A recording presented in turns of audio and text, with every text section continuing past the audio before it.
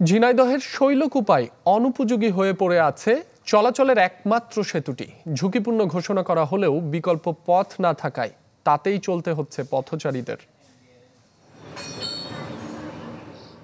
জং ধরে ছিদ্র হয়ে গেছে ব্রিজের পাটাতন, ভেঙেছে লোহার পাত, খুলে গেছে বিভিন্ন জায়গার নাট।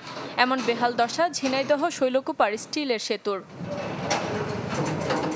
মাঝে মাঝে জোড়াতালের মেরামতের কারণে ঝুঁকিপূর্ণই রয়ে যাচ্ছে সেতুটি। প্রায়ই ঘটছে দুর্ঘটনা। 5টি ইউনিয়নের হাজারো মানুষের চলাচলের একমাত্র পথ হওয়ায় জীবন ঝুঁকি নিয়েই পারাপার হচ্ছেন তারা। গাড়ি চালানো মানে জীবনে রিস্ক নেই, ব্রিজ পার হতে হয়।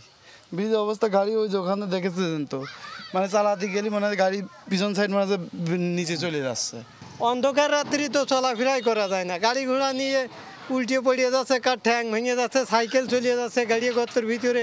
যে এই ব্রিজটা অতি দ্রুত একটা সংস্কারের জন্য, যাতে করে বড় কোনো দুর্ঘটনার হাত থেকে মানুষ যাতে রক্ষা পায়, সেই লক্ষ্যে এই উদ্যোগটা নেওয়া প্রয়োজন।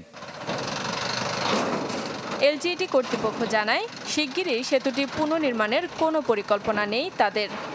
এই ব্রিজটা আমরা প্রতি বছরই প্রতিনিয়তই আমরা মেরামত করি, চলাচলের উপযোগী করে রেখেছি। তবে আপাতত এই ব্রিজটা ভেঙে নতুন কোনো আরসিসি ব্রিজ করার আপাতত কোনো পরিকল্পনা নাই।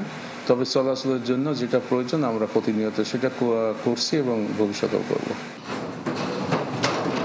1995 সালে গাড়াগঞ্জ কুমারখালী সড়কের কুমার নদের ওপর 112 মিটার স্টিলের এই সেতু তৈরি করা হয়।